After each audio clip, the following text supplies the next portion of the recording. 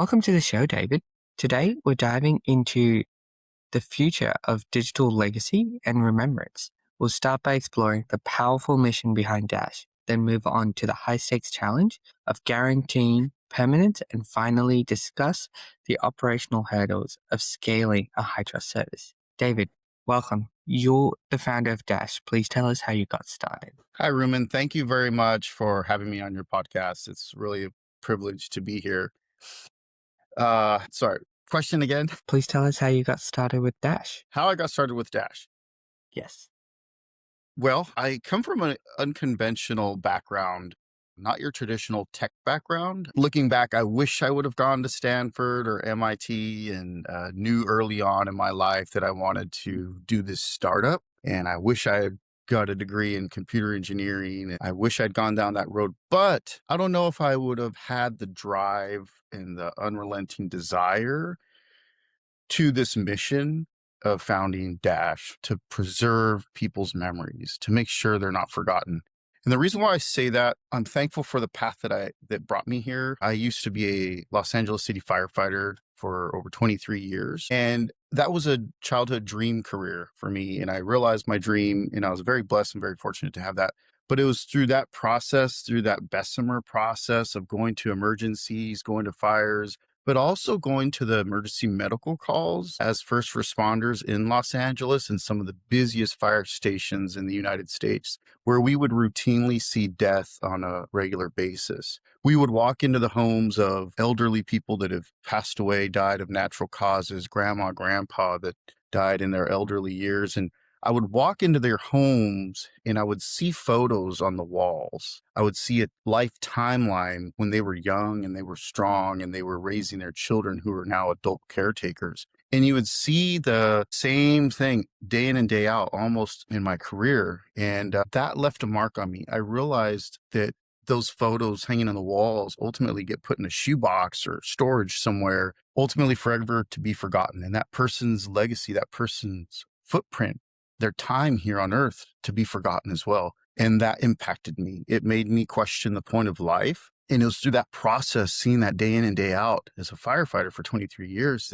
that left a mark on me to do something about that. And I didn't know how to channel that energy or that sense of loss, that realization, until a friend of mine got killed at work. He died in line of duty. He was 29 years old. He left a young baby at home 2 weeks before his first Father's Day. 2 months before his baby's first birthday. And I wanted to make sure he would not be forgotten, like so many of these people that we had responded to. And I wanted to make sure his photos persisted forever. So I thought, I was at the funeral and I look at a gravestone and I'm looking at the stone, I'm looking at the names, and I'm looking at the dates of birth and the date of death. And I look at the little dash in between the dates and it hit me. I realized that little dash is all we get. After our whole time here on earth, our blood, sweat, and tears, our struggle, our hustle, our grind, everything that we're working for, our dreams, our hopes, our desires, it's all represented in that little dash. And I thought, how criminal. After everything, that's all you get. That's it, is that dash. And my problem solver, first responder brain kicked in. And I thought, how could we fix this? How could we solve this? This is 2017. And I didn't know what a QR code was in 2017, but I had been aware of this. I'd seen it before. And all I knew, it was a super barcode. And I knew when you scan it, it gives you more than a price. And I thought, how great would it be to replace that little dash with one of those super barcodes? And you could scan it, you could see all those photos of all those people. You go into their homes, you see all the photos and their timeline of their life. They would all pop up there instead of being forgotten about in storage somewhere. That's how the idea came to me, to rescue people's memories. And at that moment, I had this wave come upon me of all of the calls that I'd been on all of those people that we had responded to. And it just hit me there. It had a very like crescendo moment. And that's why I said earlier, I'm very grateful for the path that I lived and not going to Stanford and majoring in computer science when I was right out of high school, so that I can have the experience and the drive and this unrelenting desire, this burning passion to make sure people are remembered. I like to say, as a firefighter, I rescued people. I devoted my life to rescuing people. And now as a founder at Dash, I'm devoting my life to rescue people from being forgotten. And so, yeah, that's how this whole startup came to be. Just how it became a startup. Well, we wanted to make a QR code for my friend that died. And we found that experience was painfully full of friction. And I just thought there has to be a better way. And so through experimenting and testing different ideas and theses, and I realized that this is a viable opportunity to bring this to the masses,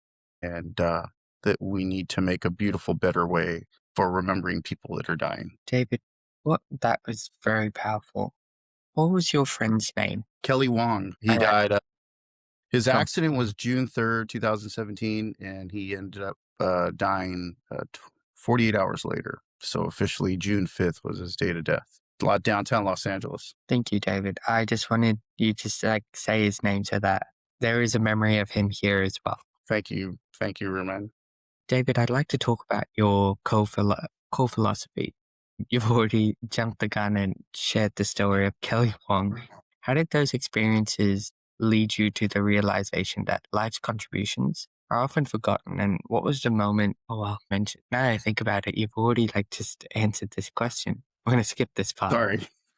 No, that's all good. So sorry, it's always just so heavy just hearing about this and how amazing this story is. You mentioned that the biggest challenge in your industry is the friction, the longevity, and the trust, guaranteeing clients the platform will exist in 10, 20, or 50 years. Could you elaborate on the difference in psychology between offering a one-time payment versus the subscription model that you're testing? Yes, all of us as humans have fear. Fear of the future of something not working. In this space, fear if our loved one's memory will be around. So although a big, huge upfront one-time payment would be great, and we are doing that now in the beginning stage of our startup, just to infuse some capital, we will be using a subscription model.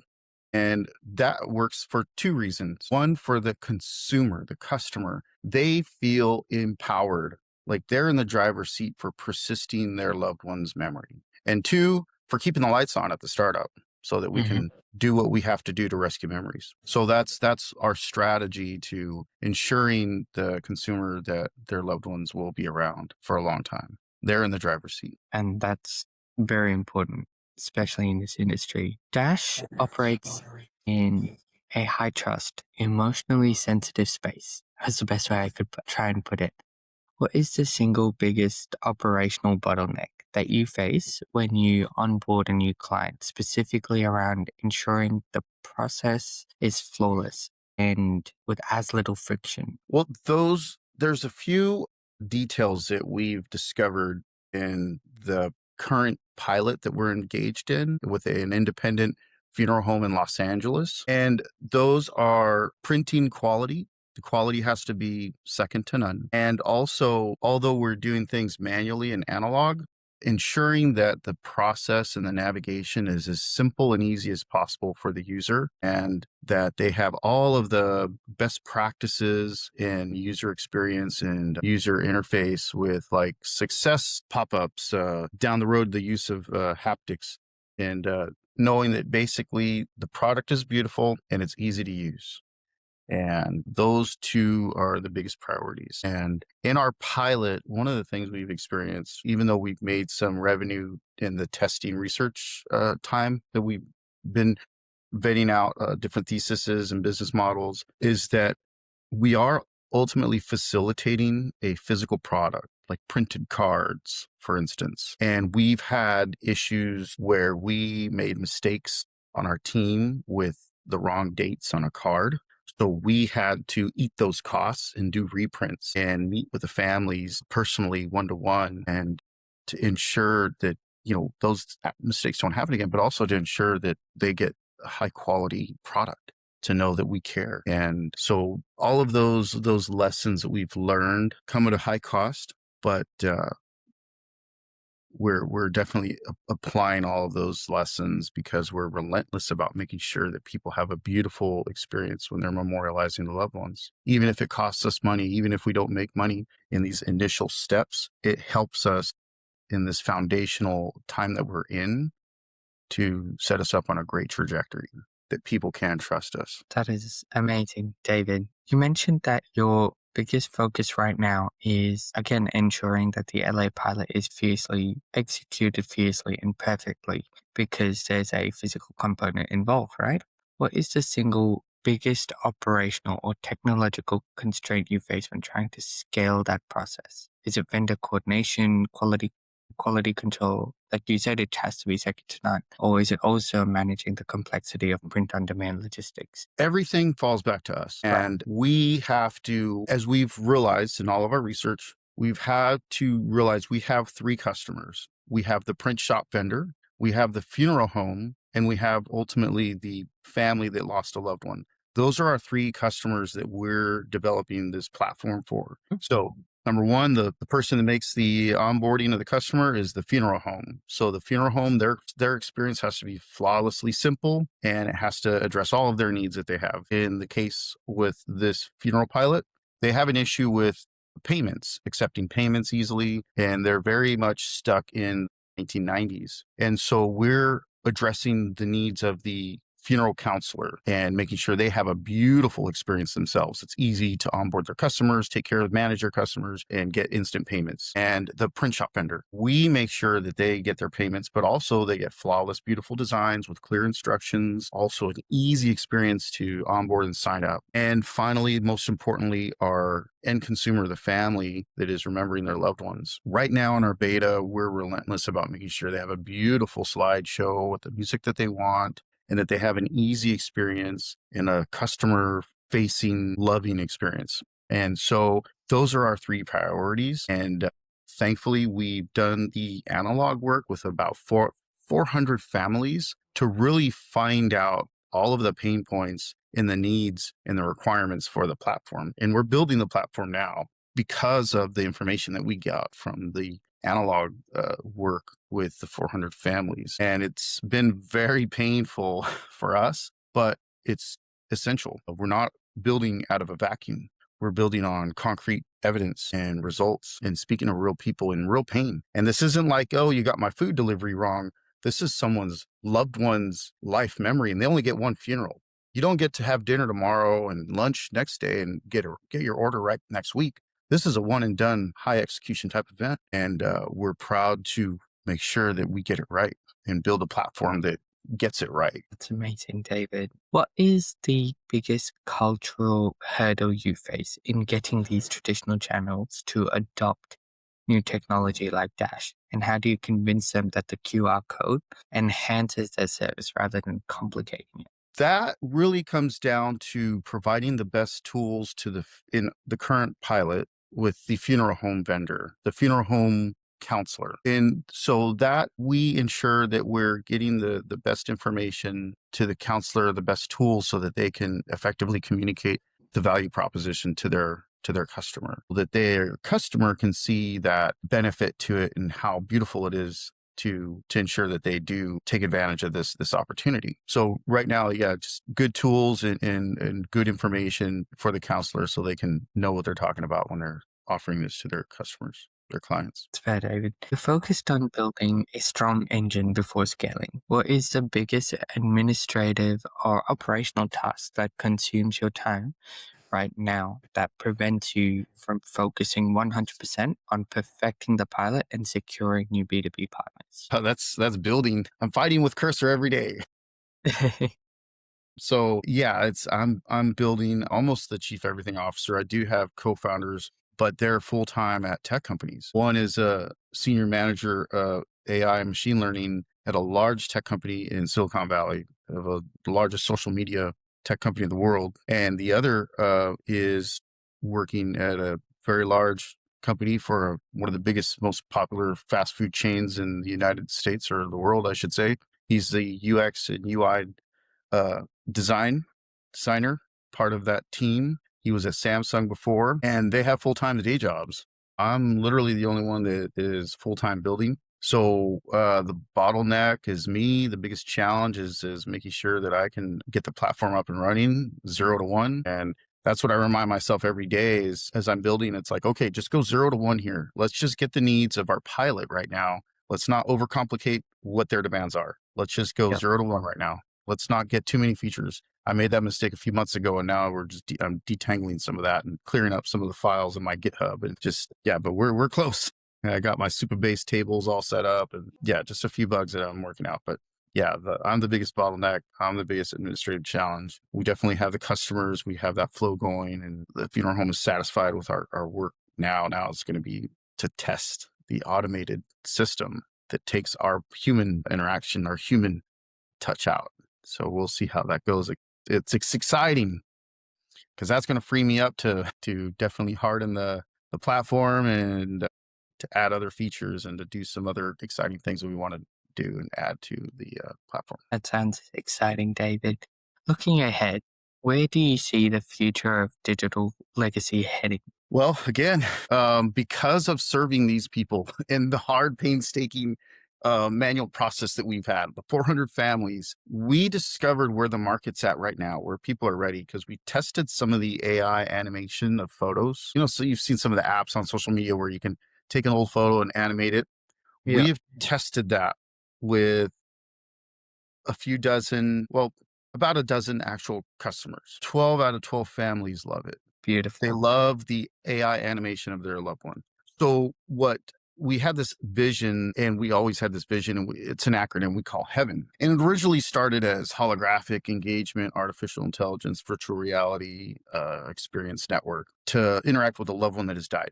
But then we thought, you know what? What is one of the most significant tools that we're using to compile and make someone's timeline? And we're using Google Photos. We're using Apple Photos. And we're thinking, what we really need to do, we stumbled upon this discovery, is we have this vision. What we want to do is create, and by the way, 2026 marks the 200th anniversary of the first ever photo. Wow, So what we want to do, if we could wave the magic wand, we would love to we have this vision to make an amazing tool, better than Apple Photos and Google Photos.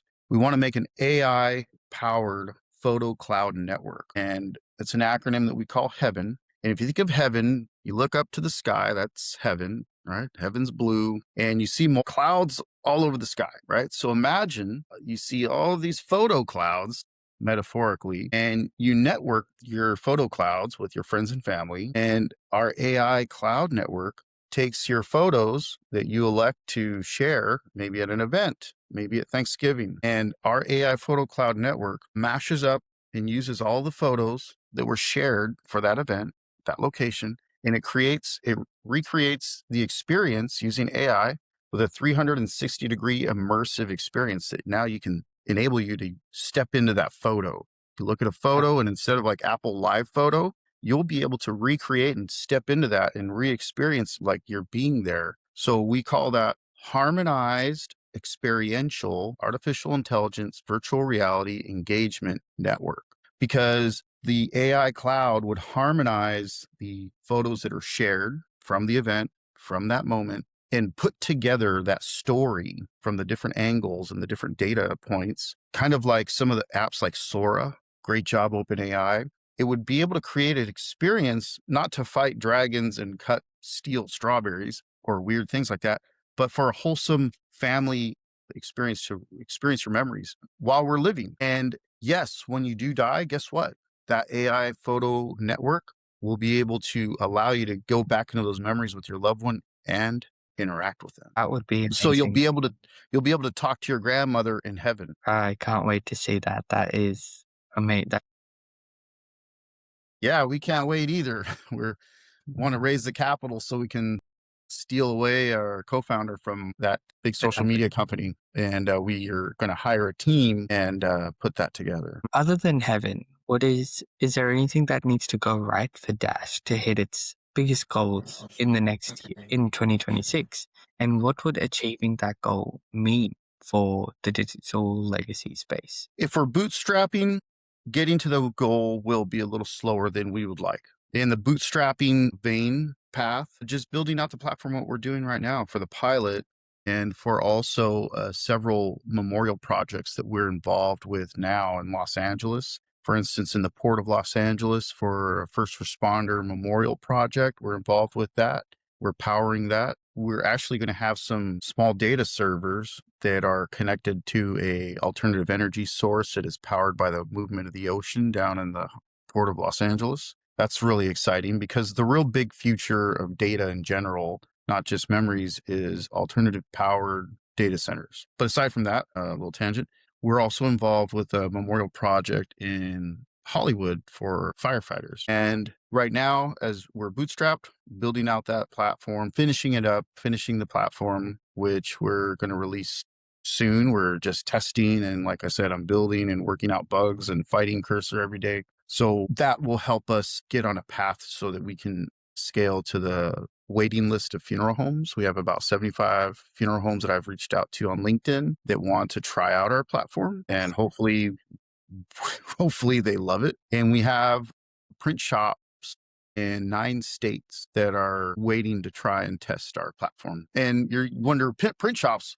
well, yeah, we're really Dash on the business end of things. We're B2B to C. We're really a great tool for print shops because print shops have to take time to do a customer intake to find out what the requirements are for their print jobs. Mm-hmm. And sometimes some now print shops have like some kind of website where consumers can log on to and fight their way through their design process. But what Dash does is for print shops, it takes all of that work out. They don't have to interact with the consumer. Yeah. They get their printed file ready to go. They get their payment once they are complete with the print job. We have a DoorDash or gig worker, a delivery app, swing by the print shop, pick up the order and take it to the customer, take it to the venue. And all of that is awesome and appreciated by the print shops. They love the fact that they don't have to work and interact with the customers and they could just focus on printing. Yeah. Focus on what you do best, right? Yeah. David, what are your top 2 or 3 strategic goals for Dash over the next 6 to 12 months? And how do you envision achieving those goals? Top 2 in the next 6 months, delivering a great platform for the local funeral home market in Los Angeles. Right. Yeah. And also improving and growing the keepsake website that we have so that we have a direct consumer experience so they can get their keepsakes. So those 2 would help us kind of keep the lights on. And if we do it right, we can at least hire one of our co-founders away and that would work out great. I really hope that does work out. Got one last question for you. What's something that we need to talk about, but we haven't talked about yet? I don't know. I'm just so focused on getting my head down and doing the work. I'm literally like the worker in the coal mine, just digging and digging and digging, doing the work, the firefighter on the end of the firefighting hose line, just trying to put this fire out. So, but I don't know. What are some things you think you want to address? What were the initial frictions that you faced when you did try to create a memory of Kelly Wong? Great question. Finding a platform that would help us create a slideshow. This was in 2017, and us blue collar folks at the firehouse, we didn't really have a way to easily do that. That was one. Another one was how to create a QR code. For us simple folks that don't do this on a daily basis, didn't know how to do that. And third was finding a vendor, print shop, engraver that would make a QR code. Those were the 3 biggest hurdles for us at the time. And now, of course, you can find tons of mobile apps to make a slideshow. You can find all kinds of QR code manufacturers, and apps and whatnot. I'm using them now. But what Dash does is even now with all the great tools we have, Dash ties them all together to make it super easy. Even with the great tools and advancements we've made since 2017, we make it extra easier than a lot of the other great platforms out there that are in the market. That is perfect. David, thank you so much for your time today. It was incredibly insightful to learn about the longevity challenge, the strategic value of the subscription model, and the operational hurdles of scaling a high trust physical product. I can't wait to see the heights that Dash reaches next year, and I'd love to catch up sometime in the future to discuss more. Thank you for being on the call. Ruman, thank you so much for having me. It's been a pleasure. Thank you very much. Anytime.